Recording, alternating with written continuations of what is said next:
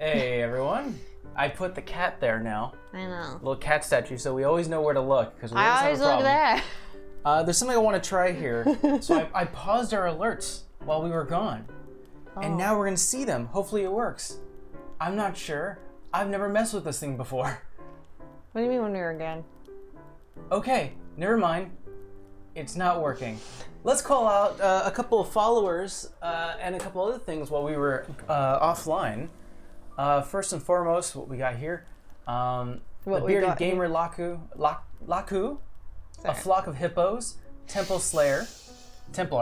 What's wrong? I'm trying to fix my bangs. They always look crooked on camera. Don't worry, it's fine. Mystic Luminary? Lunamari? Luminary Stranger. Yeah. Wow, I corrected him. Tina, thank you so much for using your Amazon Prime to sub with us. Thank you so much. Don Oraf, and Zant I was trying to see. Zantoran. I hate reading usernames. Not to do, say I won't do it. You do better than me. I am I should say I'm not. I hate doing it. I am horrible at doing it. My kitty. We haven't done Books and Brew in a while. Yeah, we've been busy. We've been very busy. Hey, Tina. And a lot of things have been going on, especially for this weekend. Wow, there's a lot of lint on the floor. Lint or cat hair? Cat hair. We have a very busy weekend coming up this week. Obviously, we have our one-shot Minor Architects coming this Sunday at 2 p.m. Pacific Standard Time. I'm really excited for that. I've been practicing my Lich voice all morning. I know we have another one-shot tomorrow, but I haven't gotten in that headspace yet. And I'm just like, yeah, whatever. And that's true. We also have another one-shot tomorrow. It's not going to be streamed on this channel. It'll be on Good Man Games, their channel. And Good Man Games, they're the actual people who run Dungeon Con Online. And so we'll be a part of a Dungeon Con one-shot hosted and DM'd by our buddies over at Astral.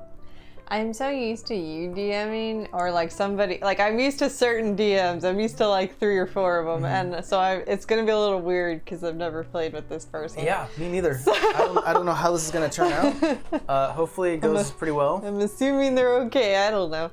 I have some really exciting. I mean, I think I'm playing a really fun character, and I can't wait to. I feel like you're gonna be fun and annoying. Yes, that is the goal. Well, not to be annoying. Not like overkill, but like your character is a little. He's definitely a little out there. Yes. You know, Quell DeVille came out already. Yeah. In theaters? Yeah, I think it's in streaming service too. Oh. But you have to pay $30. Damn. Well, I mean, to be honest, you could probably have to pay $30 by the time you pay for 2 tickets. And I'm antisocial, so stream. So, like, ticket prices are like $16, right? I think on a good day, I think they can go up to like the 20s for like 3D and. So in other words, we don't go to regular movie theaters even when we did. So is paying $30 worth it to stream it? Probably. I think you get to play it twice. It's more than what you get to see it in the movie theater for. I think, yeah, maybe, or maybe you rent it for a day or something. I don't know. But you could watch it twice. I think they still purposely haven't put Mulan on there just because they. It is there. It's there now, or you still have to pay? Oh, you still have to pay. Yeah. She's been out for a while. They are trying to recoup that cost as much as they can. Mulan apparently was a big disaster. Well, because it came out right before shutdown. Yeah. Or it was supposed to launch right before shutdown. And then I know that Quell DeVille's been getting mixed reviews. I think because people, I haven't seen it obviously, but I think people don't like that extreme version of her. Like, this is mixed with like what looks like magic or effects somehow. No, the reason why they're upset is because they went out their way to make Cruella DeVille sympathetic and not a villain, which that's how I felt when they did Maleficent, where I'm like, she's a villain, make her evil. I want to see her to do some evil shit, and they made her good. Yes and no, because if you watch the original cartoon, Go on. She's just pissed because she didn't get invited to the party. Yeah, she's petty. That's an evil, petty thing to do. Is like, I'm gonna curse your child to sleep forever simply because you didn't invite me to the birthday party. Like that's evil. Yeah, easy with that art, buddy. Sorry. Cat's a disaster waiting to happen. I actually liked the version they did with her. I don't know why. I was sympathetic to it. I can't see Cruella de Vil being so sympathetic because she was such a bitch. She killed a white tiger to have it. Yeah, like she was a preemptive bitch before she even met that couple. So Yeah. it was like, nah, her standing was there. Which is why I felt like when they said, oh, they made her more of a sympathetic person, I was like, oh man, I want to see her plan the heist to get the coat for the white tiger, or maybe her stepping on people as she's like, not like literally, but figuratively, moving up the rank in the fashion industry. I wanted to see that, but apparently that's not what we're getting. I still kind of want to see it. I don't know. I'll wait. I mean, it's Disney though. Like, how dark do you think they're gonna go? I wish they would open up and get dark, which is a perfect segue into what we're going to be talking about today. I want to talk about some dark shit. Yeah, I mean, I'm gonna real use edgy. what's in here modified a little bit. We're looking at the Ravenloft book here, the Guide to Ravenloft, which is came out like last week, 2 weeks ago. Mike told me, don't buy that book, and then it got delivered, and I ran to the other room with it. It is literally. I pre-ordered it. It is every horror genre's love interest here. Like, this is amazing. This is a lot of cool shit. Bard of Spirits, Undead. I was gonna say I would tell you the couple things, but no, I'm gonna use them in my one shot. I'll surprise you later. I only read so much. My time is so kept up with Photoshop. So I only read so many monsters. I don't know the rest. I'm gonna read a few of my favorites here that I found here.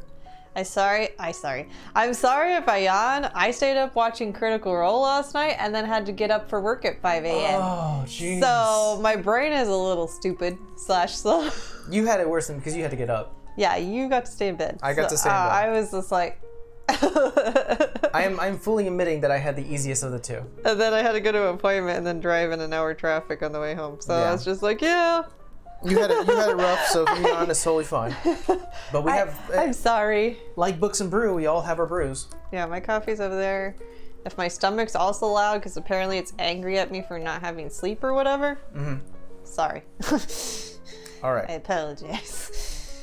So I want to read, we'll read through the first one that I picked here. They're all the way in the back here, and I have little notes here. Have you ever seen the movie, here, actually I wrote it down, The Invasion of the Body Snatchers? It's a late 70s, early 80s movie. I want to say I have, but there's a lot of shit that I seen when I was younger that I don't remember. There's a particular scene that you might remember or has been parodied enough, where it is a scene where a woman walks up to what she believes to be her husband or friend, and she's like, Jerry, oh my god, and he turns around to her, and like something clicks and recognizes, and he's like an alien, just in the form of this body, and he literally just points at her, his mouth opens, and just a scream comes out. And the idea is that he's indicating and pointing like she's not turned. Oh, that sucks. I don't recall that. Okay, it's been parodied sometimes. I think it's been parodied as many as like We Live, which is sort of another fun movie I have to show you. So the body taker plant. Let me show it to you. Show the camera. That looks nasty. Wait. Is there a person in there? There is a person in there. I'm not gonna show the camera, but I think the reason why is if you want to see it, you should buy the book. I don't want to be that person, but it's not body snatcher. No, body taker. I asked you if you ever seen the movie The Invasion of the Body Snatchers. Okay. Yeah, My brain went like body snatcher. So the body taker plant, the way it looks is it looks a lot like some sort of large vegetable with multiple pods that almost look like slits or eyes. And right in the middle, it looks like a central pod. It is basically drooling with ichor and bile, with numerous red, green tendrils that lead up to like these reddish like lashes. And that's actually like tendrils. Yeah, and what the actual thing is called a vine lash. So that's what it's called. But essentially, what it is that whether they're hailing from the stars or sprouting from unknown depths, which is great. That gives DMs a way to like, okay, doesn't have to come from space. It essentially. No, that thing looks like you could be in a fucking fucked up jungle or something. Yeah, like this can come from anything. Although I did write here that this particular monster, the body taker plant, I feel like it has to be not a boss, but it has to be a big deal. It can't be like some random plant that's somewhere. It has to be a big deal. Unless it's like a baby one. But that looks like, I can't remember if it's like a sea plant or an actual like a land plant that lures out something like bait to, I think it's fish, attracts like that, like a little wiggly thing, like a worm. Yeah. And then it pulls them in, and I'm not talking it's like about that sucking thing.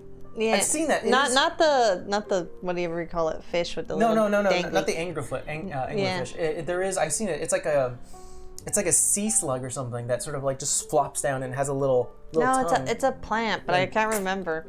That's why I'm saying that little body reminds me of like, this is the bait. Like, come, like, hide and be like, oh, this is a creature you gotta come kill. You go walk over there. Ah! So, let me describe a little more about what this creature is, or sort of get into the history of it. It is, regardless of where it comes from, and as a DM, you have some options. You can say that it comes from space, like an actual it's an actual Invasion of the Body Snatchers alien from the movie, or it comes from like another plane of existence, or from like you said, like a secluded jungle where there really is no intelligent life, and there's a reason for that.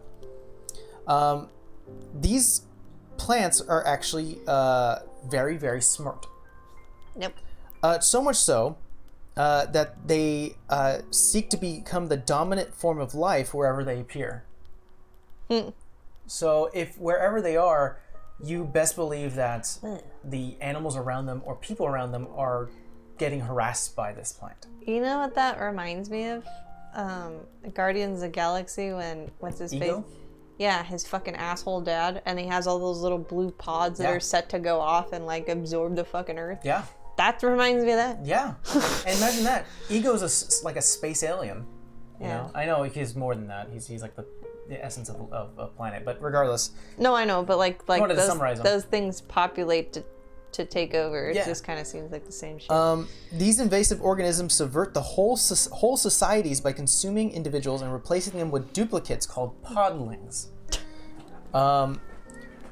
Let's see here. Body taker plants plant themselves as perfect organisms, or they view themselves as perfect organisms.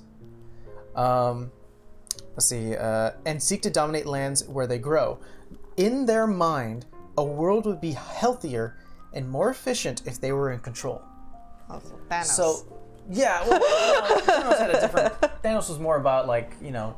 Yeah, it was evening odds for famine, but that still made, in a weird level, some sense. This is just like, nope. I mean, it's better if I'm in control. I suppose you can definitely say that Thanos was trying to make it his decision to do this. So essentially it'd be like my way. No, this is very much like, this is a very alien mentality, like Alien Invasion. It's a very alien monster, which I think why it makes very well for like an outer space, like if you're dealing with cosmic events in D&D, this would be like a very good thing to deal with. Let's see here.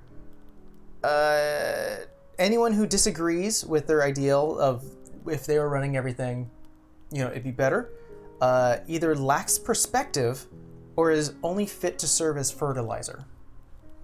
That's some fucked up shit. A body taker plant roots deep, spreading its near invisible fiber filaments through the soil. Should any of these fibers survive in the plant's destruction, the body taker plant regrows after a matter of months. Only salting or poisoning the soil where it grew, or where you destroyed the creature, will it prevent the plant from reappearing. So you have to destroy the soil around you have to burn. You have to burn. Like if it was in a lush garden, you have to burn it. You have to burn it. Imagine that was like the backbone of like a farming society. You know, this is where all of our food comes from, and it landed in the middle, and you finally broke control of whatever these. Well, actually, no, the person's dead. The podlings are just duplicates. The person's already dead. Well, the thing that reminds me a little bit of like a beholder, though, because they see everything beneath them. Yeah, it kind of has the same mentality. Like, I mean, that one at least thinks they have some kind of purpose, but obviously not a great one. Yeah, well, Xanathar is a good example of like, I always go back to him because he has such an interesting beholder. He sees the value of subjugating creatures. This one is, no, you're just part of the hive mind now. You're either food or I don't like it. Or you're part of me. Yeah. So we talked about podlings. Podlings, when a body taker plant either captures unsuspecting victims with their vines or accept captives brought to them by podling servants, in either case, they are dragged into the central pod where potent chemicals render the captive comatose. Over the course of hours, the creature is dissolved and the body is repurposed into a podling duplicate. Not today. So that's creepy. Podlings are near-perfect mimics of the creatures they replaced. Despite having knowledge of those mimics that they mimic, podlings frequently miss the nuances of interactions between sapient beings. So they look like it, but they probably act a little funny, and they don't have our memories. It's funny, because they do have they do have your memories, but they're not fully perfect. They're not like a changeling, or they're not like a... Sounds like they lack personality. I threw this enemy at you a while ago in a one-shot. They're not like not a duplicate. A tiefling guy? No. In Little Lamb, you were fighting these creatures in the very beginning. Oh, I just remember the Kelpie and the... It's like a duplicate. Death thingy. Regardless. He's gonna bother me. I can't remember. Regardless, you can... In an hour, he'll be yelling out for no damn reason. God, it's gonna bother me. There is something you can roll to determine how the podlings act. So they can either abandon habits or hobbies that the creature is mimicking. So let's say you run into a farmer and you're like, "Hey, Farmer Joe, I know you very well." And he's like, "That's right. Every night I play poker with my friends over at, thing." And then one day he just stops showing up. And then it's been a month and you're just like, "What's going on?" He's like, "I don't want to play anymore." Oh, well, all right. It could be something so nuanced as that. Another thing it could be is that the podlings lavishes affection on plants and view houseplants with exclusive sympathy. So all of a sudden, maybe you have like a barbarian who is like a meat eater, and immediately he's like, "We have to take care of our plants, guys." Does anyone have a spray bottle? Don't worry, buddy. My thing is, like, can you insight check them? I mean, probably. But what I think is, even as a DM, if you don't know the context of what's happening, you just be like, "Yeah, it's weird." No, but I mean, like, enough things stacked with, like, our Sunday campaign when somebody took over his body. Like, that it was very out of character for this person, because this person never shut up about it and always talked about building and other stuff and all this other crap, and, like, since day one. And then it was like, "You wanna what? Excuse me." And then, like, that person is always like, "Yeah, I'll heal you," and then now wanted to hurt people, and I was just like, no. It's not okay. The podling relishes exposing its skin to the sun and resents clothing and hair. Just immediately starts shaving itself and just making itself bald. I feel like this would be a tell on a girl, and that's like, I mean, nothing wrong with bald-headed women. I don't care. If you don't want hair, you don't want hair. Listen, there are some beautiful bald women. I'm going to say that. But I'm just saying, like, I think if you were somebody that was like, "Yeah, I brush my hair 100 times a day," and then, like, you just went and shaved it off, I'd be like... I don't remember the name, and I don't remember the character's name either, but the woman in Black Panther. Oh... That's a badass bald woman. I'm telling you that much. I follow her on social media and I can't think of her fucking name right now. She does have a very interesting name which escapes me right now. She has hair grown out now, but she literally, like, actually shaves. Like, she doesn't wear a cap. She'll shave for the movie she's in. See here, the podling often reacts as if an unseen force is speaking to it, staring into the distance or nodding to itself.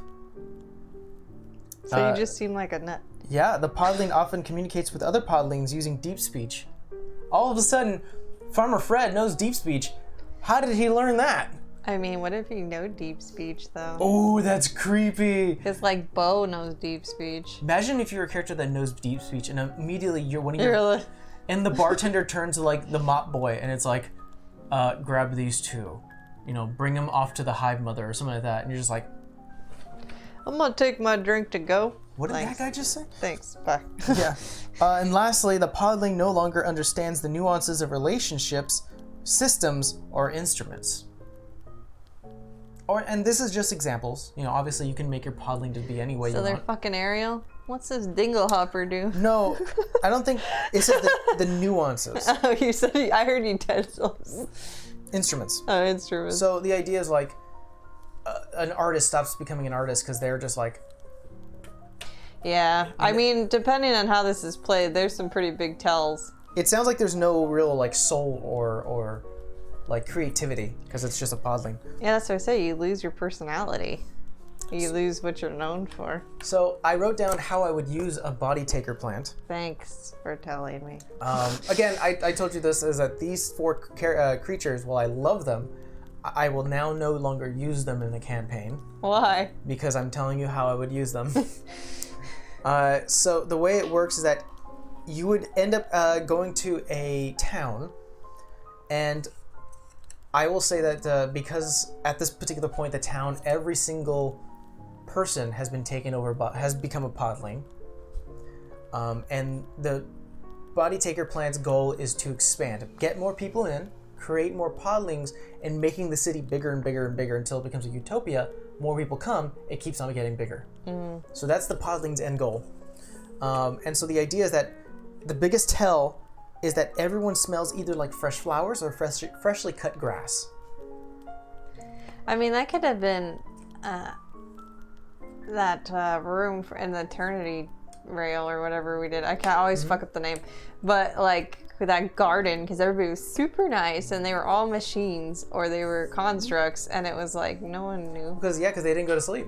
Never had to sleep. And it was funny because that was like the nicest room, but we were all like, this is sus. I don't know what's going on here, but we don't like it. I like the fact that it was like, I don't trust the plants, I don't trust the robots, I don't trust this tavern. He said something about dreams because he's like, oh, we don't sleep, but we dream. And then I was just like, yeah, that's not fucking creepy to tell somebody. I don't remember what I said. I don't remember giving any claim. The whole point. You dream as like a hive, though, like of whatever your purpose was, like who the creator or whatever. That's what they were dreaming about. Yeah, I guess like, don't you dream? It's like, no, I just think about what I have to do. But I don't know. To be fair, though, we had gone into plenty of questionable rooms It's true. and carts, so I was just like, what's gonna be the fuck up in here? Well. So the way it works is this is a small town that's slowly growing because of this giant body taker plant, and the body taker plant has nested itself within the basement, or like within an underground layer of a tavern, the largest tavern in town. And the idea is that every single person, whenever they see a new person, they're super nice. Hey, See? welcome to the town, and they'll act somewhat normal, like welcome to the town. Are you looking for, like, immediately the first question would be, are you tired? Do you want to rest? There's a great tavern further into the city. It's the biggest one there. Just say my name and they'll give you a good deal. And every person would say almost the same thing with a little change here and there. Like, oh, are you tired? Have you been walking a while? Well, maybe you want to rest up. There's a big tavern over there. I feel like this is an episode of Twilight, though. The tavern owner, who's, again, is still taking over, who is a duplicate, will essentially go, we don't get a lot of travelers, so why don't you worry about payment tomorrow, and I'll give you some rooms. No money and you're nice? Yeah, too good to be true. Yeah, and then at the dead of night, while the party is having a long rest, the tendrils of the body taker plant will try to grab them. I also wrote here as a note, at any point that the party believes or attacks one of the podlings, every single member within the town will turn, point at them, like the movie, and rush them. So it'll be a town of 100 people versus you. Better hope you're a wizard that can fucking teleport the fuck out You of there. better hope. Or at least a dimension door. So that's the podlings and the body taker plant. I actually love this concept. I wrote down that it would be not a big bad evil guy, but definitely like That's this. definitely an obstacle. This is like a mid-boss. Yeah. This is definitely, imagine fighting an entire town. Don't get me wrong. It reminds me of the Oblex a little bit. Little bit.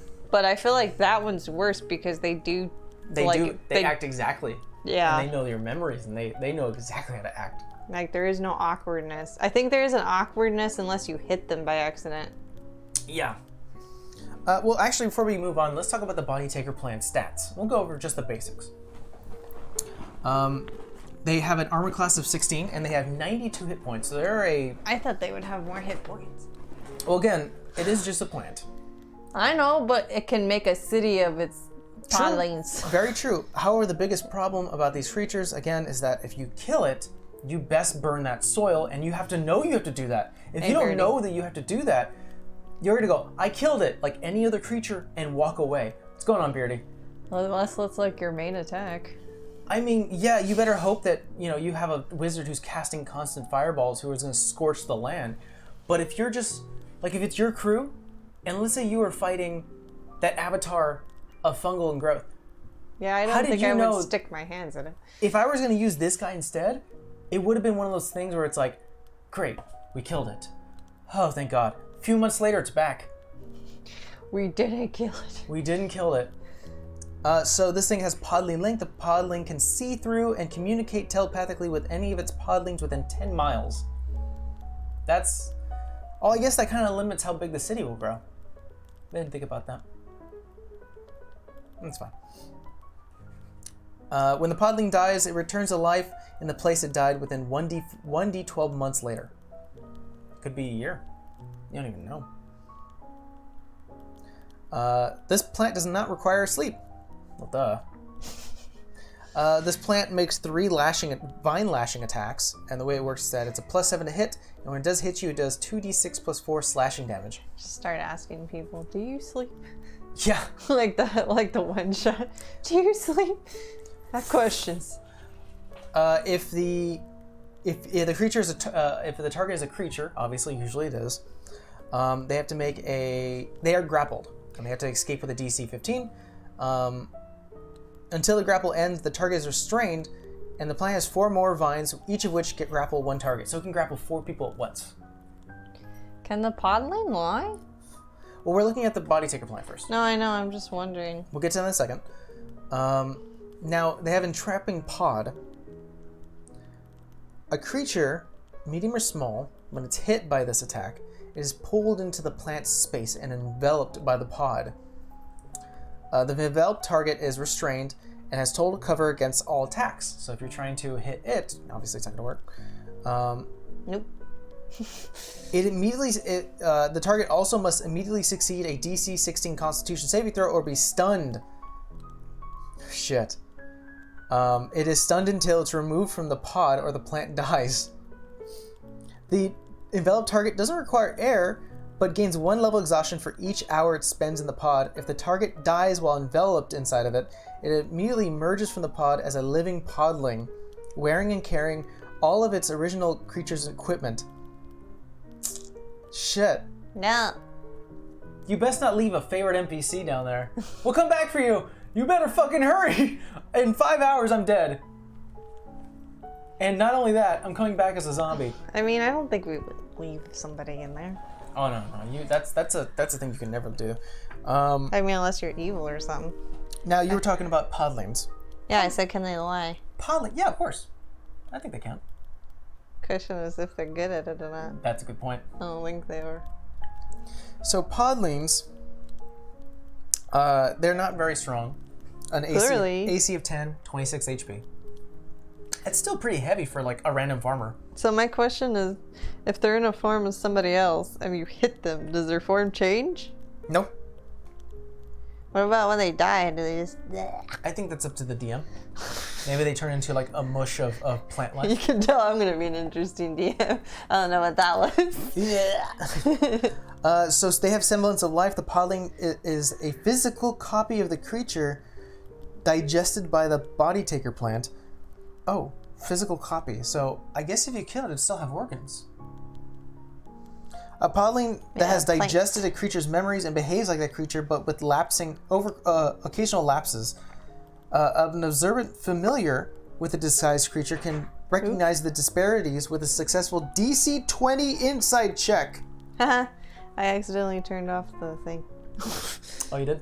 Yeah, I don't know which remote it is. The big one? Yeah, the big one. This one? Nope. Or this? That one. Yeah. There you go. I hit it with my phone. So you have to roll pretty high, and you have to be familiar with it. Like if you just walked into a new town, how do you know Farmer Bill just doesn't want to go? Hey, you know what you could do with this? A druid spell is commune with nature. So if you're in enough range with it, and like say, because I've done it a couple times just to get the lay of the land. I think commune with nature gives you 3 miles. So like if you were close enough to it and it pinged, it would be like, the fuck is that? Because you get to ask 3 questions for commune with nature, and you'd go, you can ask about the surroundings, the terrain, and I forget something else. There's like monsters or something, or if there's like a structure. Hold on. But just imagine if you did ask that question, immediately your nature sense would be like, there's something wrong, people are fucked up, There's some fucked up shit going on here. I don't think you can go through structures though, so it would have to be out in the open. It definitely says here that this podling does not require sleep.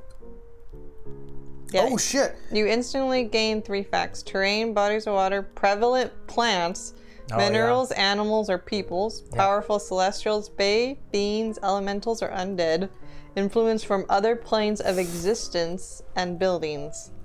Definitely the influence, like the plant thing is a thing. Yeah, it literally tells you, for example, you could determine the location of a powerful undead in the area.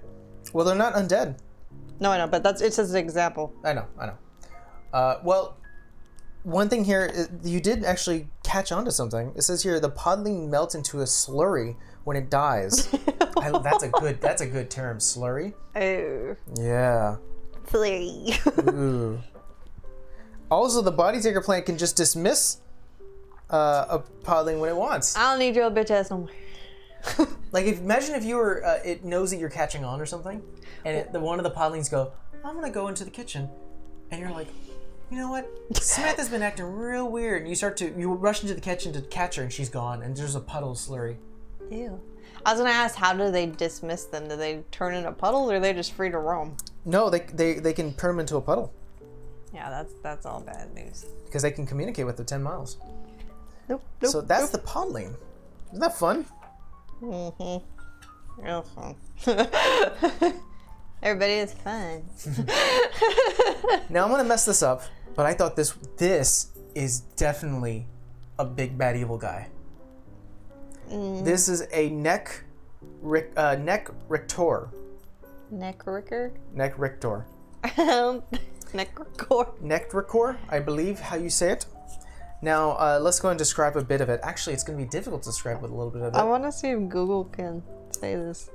The reason why is because the picture it shows in this book, it's actually not its true form. Yeah, it looks like a candle. It is, at least the picture they show, it looks like a vial of red ichor with looks like a skull and a skeletal body inside of it that's slurring around. And the reason why this is not the true vestige of the neck rictor, I believe it is. I don't know, I'm trying to do text to speech. And then go ahead and enter it in. So I'll read that as you type that in. The neck rictor, again, hopefully we're saying it right. No, it's listening now. Here, I'll do it. Here. No, I mean, you gotta do text to speech. I've never done that. You just go to a website and go text to speech. Oh. I normally just search Google and click the little voice button. Sorry guys, we have to learn how to say this. We have to learn how to say it right. This is a weird thing. Neck Rick. Oops. Okay, here we go. Alright, I'm gonna turn it up so everyone can hear it. Neck richer. Neck richer? Maybe. I don't even know, because Google gets some shit wrong sometimes. Regardless, the neck richer, we'll start calling it, is a being of living blood. Holy shit. Blood Hunter would like him. Maybe. Formed from the ichor of evil gods or the sludge in the crypts of failed liches. Now, if you don't know how to become a lich, the way it works is that it's evil, untamed magic that you essentially have to die, and whatever incantation that you left is supposed to bring you back as an immortal lich. Yeah, you don't do good things to become a lich. Exactly. And the thing is, becoming a lich is a very difficult process. A lot of wizards try it, and a lot of them fail. A lot of them just did. Yeah, it's either you don't have the mind or body to hold the form of a lich, and you just die. a lot of wizards die trying to become a lich because it's just a very difficult thing to do. It's why that there's not like a billion liches out there. Well, no offense. Wizards, I mean, yeah, you can hit 100 hit points, obviously, as you grow in levels, but I mean, they're squishy. True. They're powerful, but squishy. But it's one of those things where if you get tired of that squishiness and you're just like, I want to live fucking forever, that's what drives a wizard. There's many things that can drive a wizard to become a lich, but it's a very difficult thing. That's why you don't see so many liches out there. You see like maybe 5. I honestly feel like, not to go back to Critical Role, like Essek could have gone that way. It's possible. Should he have not been humbled by people. This is basically the essence of a failed lich. A dead body who wanted to go through the transition of becoming a lich and just ended up decaying. You remember Ferngully? Yes, we're talking about Smog and the Tim Curry thing, aren't we? Yeah, but that's what it kind of looks like. A little bit, actually. So despite the loss of a solid physical form, these foul creatures retain their terrible intellect and aspire to megalomaniac goals. The first, which involves regaining a body. To do this, they seek servants to exact their will, coercing even the most stubborn potential minions by turning their own blood against them. It's like blood bending. It kind of is. It definitely is. I like how we make a ton of nerd references. Well, like that's all I can pull from. Hey, I'm like, blood helps. bending is just like, oh, that was some next level shit. Hold on. It's also taboo, though. It's very taboo. So hold on, say again. Necroture. Necroture, thank you. Necrotures provide exceptionally difficult, they are proven to be exceptionally difficult to destroy since they leave a trace of their essence within the veins of each creature they control. And they can regenerate themselves from those creatures' blood. Unable to extinguish their horrific unlife, virtues, faith, and other organizations try to basically seal these horrors in magically warded prisons. These whores. Man, they're fucking whores, man. As ages pass through the knowledge of which these prisons are contained, some of this information have been lost. And every imprisoned... Necroture. Necroture. That's what she Necroture. says. Yeah, Necroture. She says richer. I know they do. She does say richer. I think it's not richer. Every imprisoned necroture understands that that its captive may be lengthy, but time, of course, is little consequences to the ageless. Necrotures that escape their imprisonment have their statistics presence here. That's not to sidetrack again, but like that's a question. It's like, okay, well, you don't die and you have unlimited time. It doesn't mean you can't be bored out of your fucking mind in there. It's true. So I wrote down a few things. We'll get to the stats in just a second. No, that's not it. Excuse me. I didn't write too much, but this is definitely a big bad evil guy. His stats don't show it. He's actually fairly weak when it comes to stat-wise. Yeah, but you can mod it. You can mod it. You can just leave it at its own. And this guy is a big bad evil guy. He's not controlling you. He's probably a leader of a blood cult. You know? And I would say the reason why a necroture hasn't claimed a physical body yet, he's looking for that exact person to take over. Maybe someone level 20. Man, run! So that's why I say this is a big bad evil guy. He's waiting for you to become level 20 to just get you. Just imagine this. Here's a scenario that I put. In the very beginning of the game, you save someone's life. Mm-hmm. And it's someone controlled by the necroture. And he doesn't take over you, but he definitely is like, hey, you're looking for work, you're looking for gold, you're looking for adventure, I can provide all that to you. I know a clan, or I know a guild. And that guild is run nothing but like the minions of the necroture, and they're your friends, and they're giving you places to go, you're getting bigger and stronger, going on grand adventures, destroying Growing dragons. your own fucking cow? Yeah. Jesus. Isn't that fucking creepy? That is And creepy. immediately, the necroture, when you finally reach level 20, they're gonna like, we have a party for you. You destroyed the big bad evil guy. Come on over. And that's when the entire clan of all your friends and all your friends who Gonna are jump your ass. they jump your ass, and they're probably high level fuckers too. And it's finally like, now it's time to choose. Which one of the party members here will fit my needs? True, but it's also hard to kill somebody at level 20. Like, really hard. True. So true. I'm not saying it can't be done, because the internet likes to argue that concept all the time. I'm not saying it can't be done. But I'm just saying, at that level, regardless of class, you have your own tricks and whole bag of shit you can do. But, I mean, the idea here is that it probably wouldn't, like, reveal itself. It'd probably be, like, all immediately a room full of tavern goers, all in their own right, good fighters, and wizards and mages, turn around, they're all your friends, and you're like, oh, cool. And then they jump you. Nope. And now you're fighting, like, level 12 people left and right, and you're bloody, tired, and all of a sudden the Necromancer comes out and he's like, now that you're all tired, I'm gonna finish the job.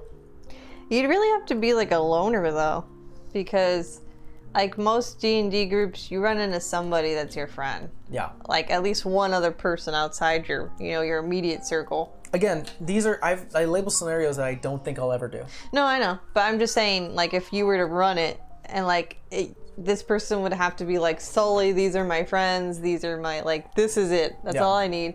Because if they were to make friends with somebody else and somebody else would like outside view it, it's like, it's a little suspicious. At least anybody that had a clue about it. Okay, where's my, I thought I chose 4 creatures.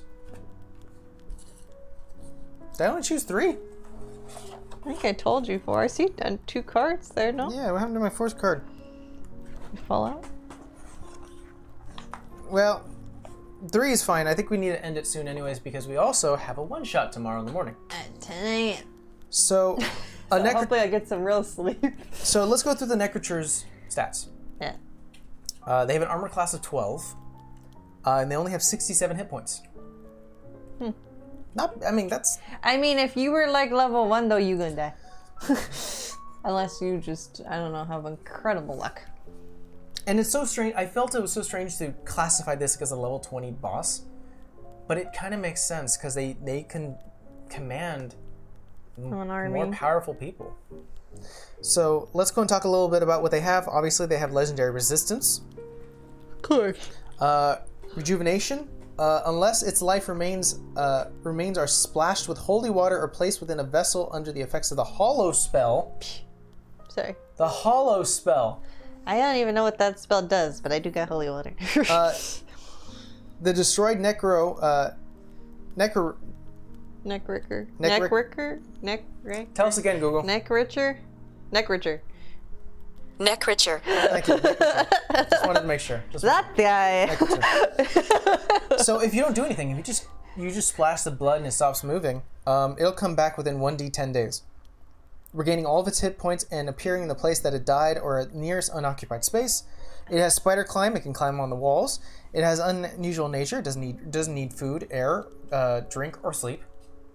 Hey, how does it work if you do banishment on this thing?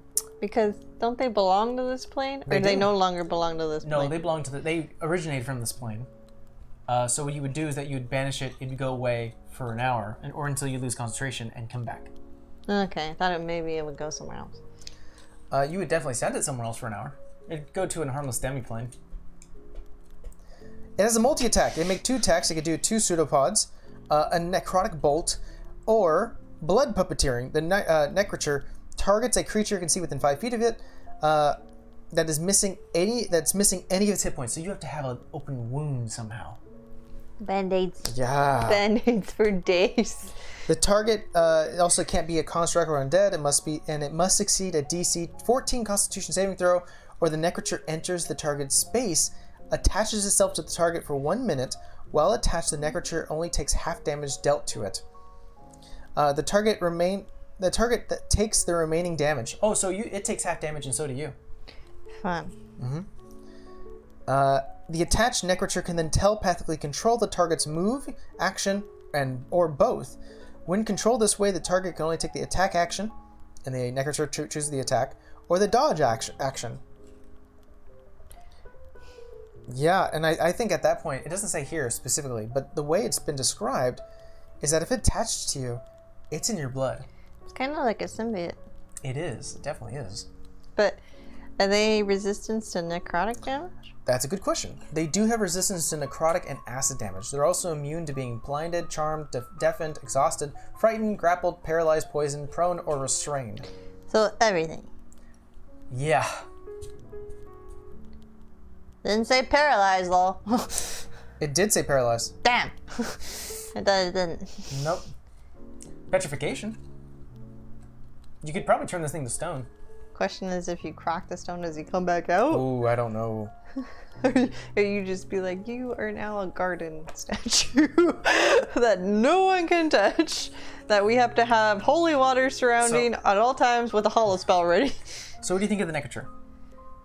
I feel like, well, the two things you've gone over thus far is like, it doesn't seem like they're hit point heavy, but they're concept heavy. So if you play with the concept well enough, like, you're gonna fuck the party. Yeah.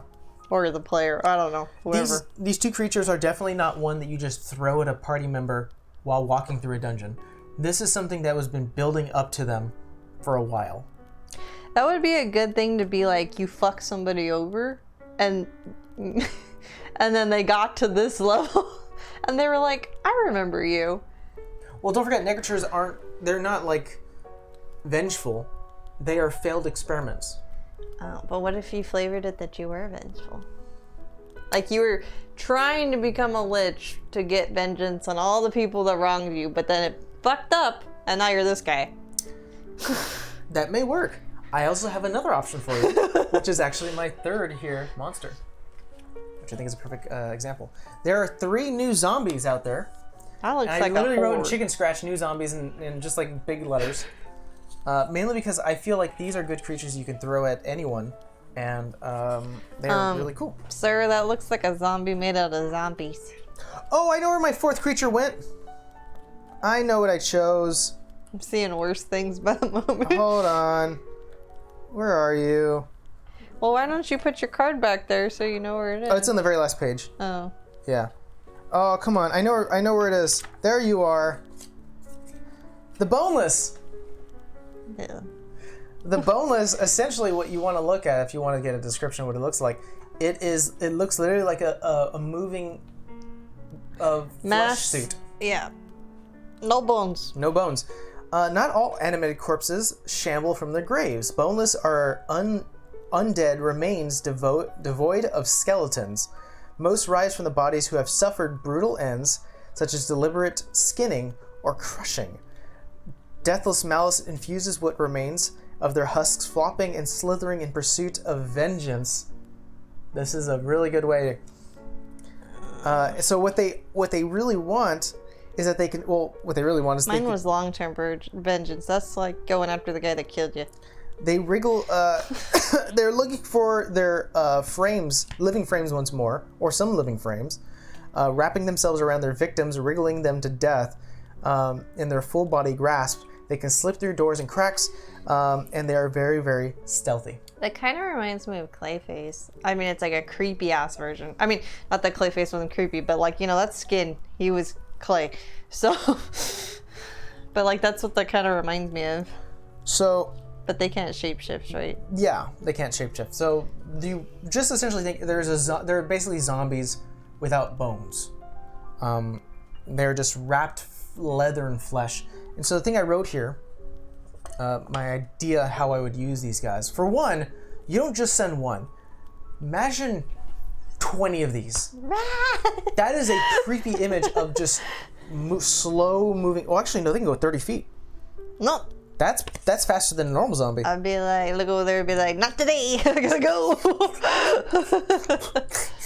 Just imagine like these quick moving slaps, and just all of a sudden you start hear 1, then 2, then 3, then 5, then 10, then 20. And all of a sudden you have like tsunami of just these like boneless creatures that if you close the door, they can slip through the cracks. Face it, and then run. Bye. Gotta go. So it says here that the boneless essentially are vengeful undead. So I wanted to use that. I would be too if I looked like that. Yeah. It says here, imagine this. I'm going to paint you a picture. Mm-hmm. Imagine a border town between 2 nations. And what occurred is that 2 armies were at war, and they met at this cliffside border town. One of the nations was very smart and decided to push the other army off the cliff and landing hundreds of feet, so much further down that it basically splats them. And it happened on a red moon. Now, and the way I wrote it is that red moons happen very rarely. So years and years goes by, the conflict is over, one of the nations won, and now the enemy troops of a long fallen army come back as boneless, vengeful of their deaths, crawling up slowly up the cliffside mountain and attacking the nearby village and its kingdom, still thinking that the war is continuing. Nope. That is scary as shit. Imagine you're just a normal villager, just going about your day, you're a clay maker, you're just like whatever, and all of a sudden, and you look over the cliffside and then 1 hand, 2, 5, 7, 15, and it's just like, holy shit! And they're like barely wearing like these straps and leathers of like old long. Yeah, if they can even hold it up. They probably can't. Skin. I would just do it as a flavoring that they just have it on them. They won't use it though. Go. But they're kind of weak. They got an AC of 12 and 26 HP. Yeah, but if you got like a couple fucking like 50 of them, that's a pain in the ass. That's true. They can move through any opening at least 1 inch wide without squeezing. It can just slip through. Oh, they're like an elemental. It can also fit into a space that a tiny creature can fit in, which is like a fairy or a pixie. Fucking have a crack in your house. That's all I need. Gotta seal up that crack. They have a multi-attack. They can make 2 slam attacks. Oh, they are like an elemental. Let's see here. If it hits a creature that is small, hits a large or small creature. Not medium though. Large or small. If both attack hits a large or small creature, what the hell? Yo. Not medium? I'm medium. I would say medium. That's weird. Hey, don't say it there. So if it is able to land both attacks, it then does its crushing embrace attack, which essentially it blinds you, suffocates you, and you have to make a DC 13 strength roll to get out, or you start taking more bludgeoning damage. Then you just start to fucking die. That's weird. So let me go back to it. I want to finish this up because I know we have our stream tomorrow. Yeah.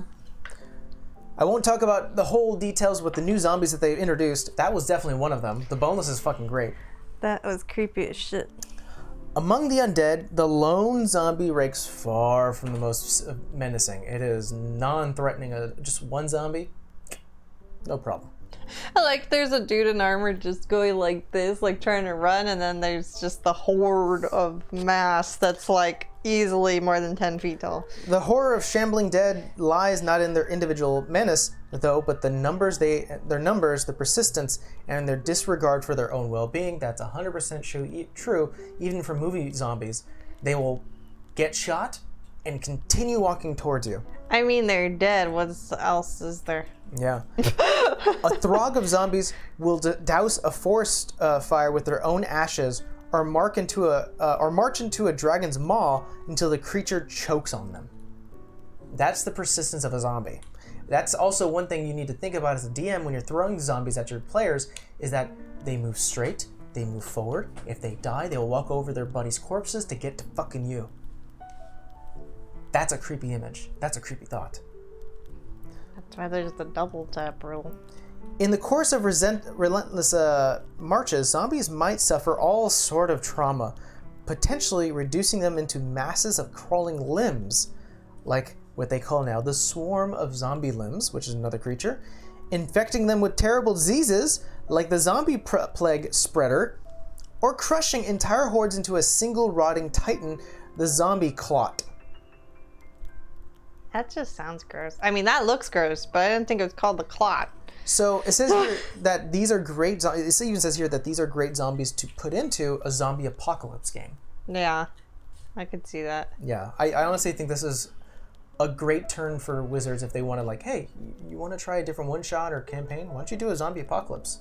You think zombies are nothing?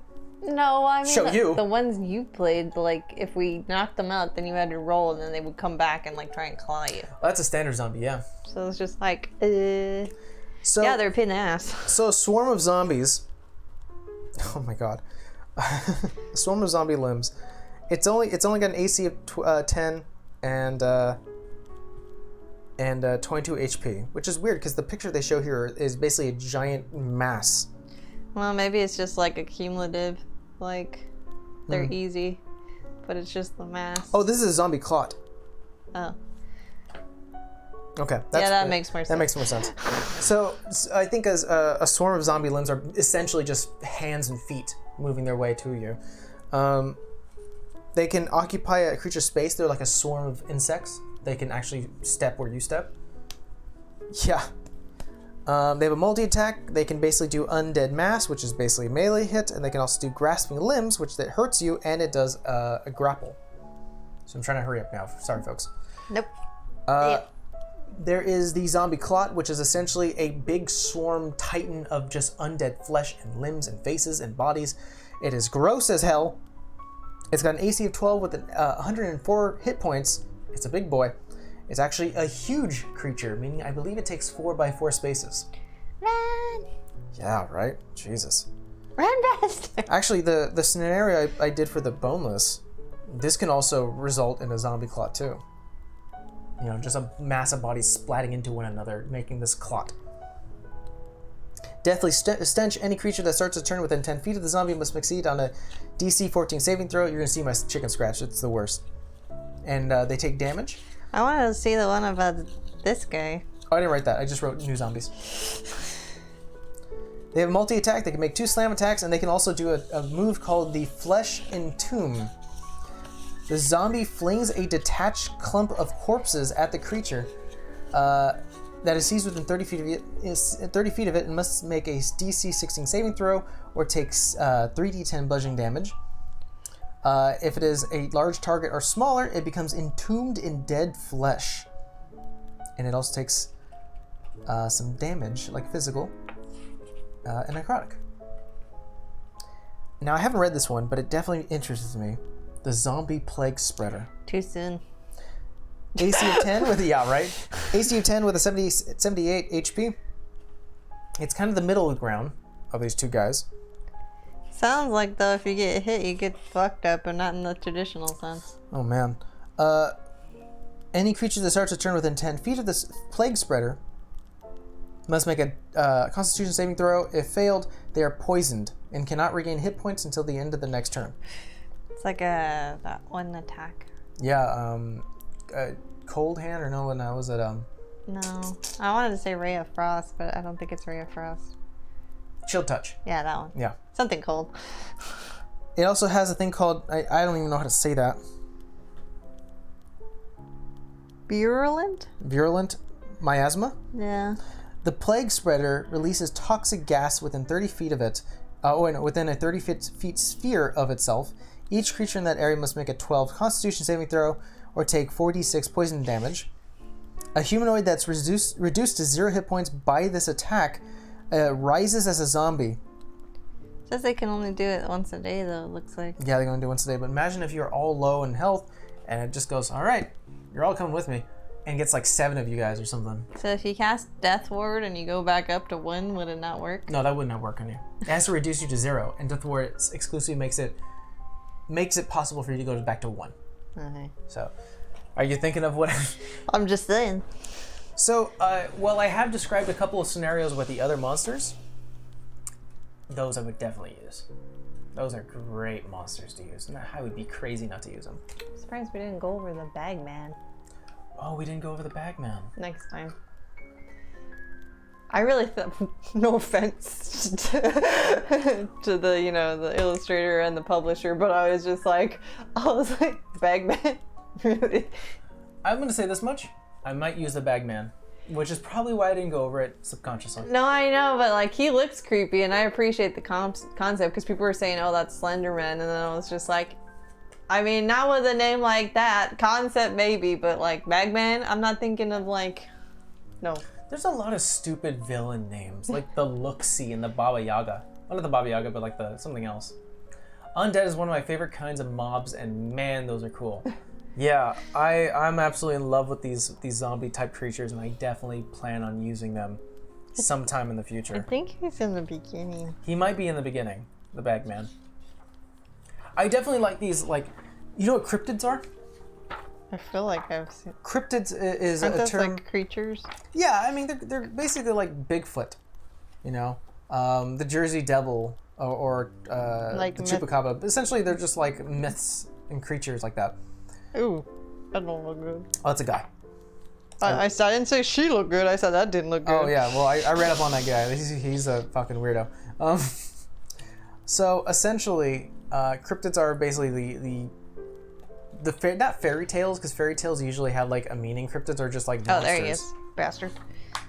I just seen the arm. You'll have to look for him. Yeah. We'll do it later. But yeah, so I think like the hold on, we're gonna do it again.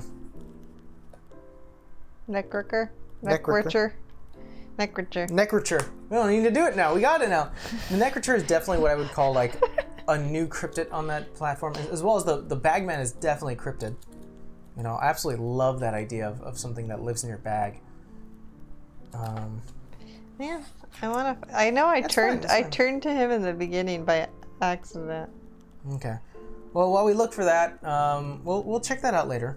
Yeah. But we will be. I think this is where we're gonna call it for today, folks.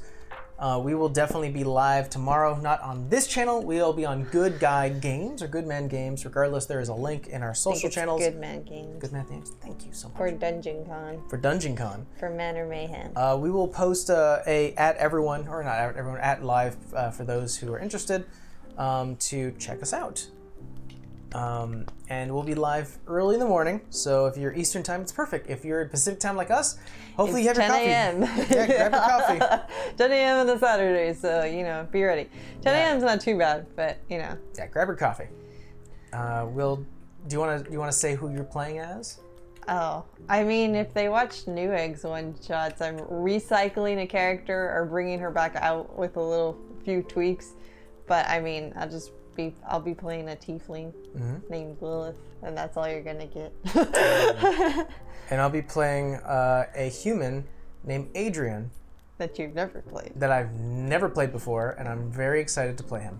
I always get attached to my one-shot characters because I actually put a lot of effort into them, but they never get to come out other than like the one-shot that's 2 to 3 hours, and it's like, okay, now she's there. It's exciting to have these characters in mind, and you can use them again and again and again. Yeah, but like every new campaign we've started, I'm just like, nah, I don't want to use them. I want to tweak or make something new for this, and it's just like, this one time she kind of fit well for this, so it's just like, She did. She really did. I'll try and use her. I definitely have a moment that I want to play through your character, with your character, with an ability that I have, and it's definitely going to be a callback to your one-shot experience. And of course, no one's going to get it except for us. Yeah, if I get it that early in the morning. You will. You definitely will. No, I will. It's going to be that explicit. So, and it'll make sense. Okay. I'm really excited. So Mike's gonna be looking at me like, you get it? Well, I'm gonna do something, and I'm gonna say a particular phrase, and be like, it looks like this, and you're gonna go, oh fuck you. Amber or Lilith? Both. I was gonna say, oh fuck you. Yeah. So join us tomorrow, guys. Really excited, and then join us Sunday as For we go one live. Shot. Our other one shot. Our other one shot. The one that's actually ours. Yes, that one is actually ours. We will be gobbies. Yeah, you're gonna Goblins. be gobbles. Little shits. All right, guys. We will leave you at that, and we'll check you tomorrow. At 10 a.m. Bye. Bring your caffeine. Bye.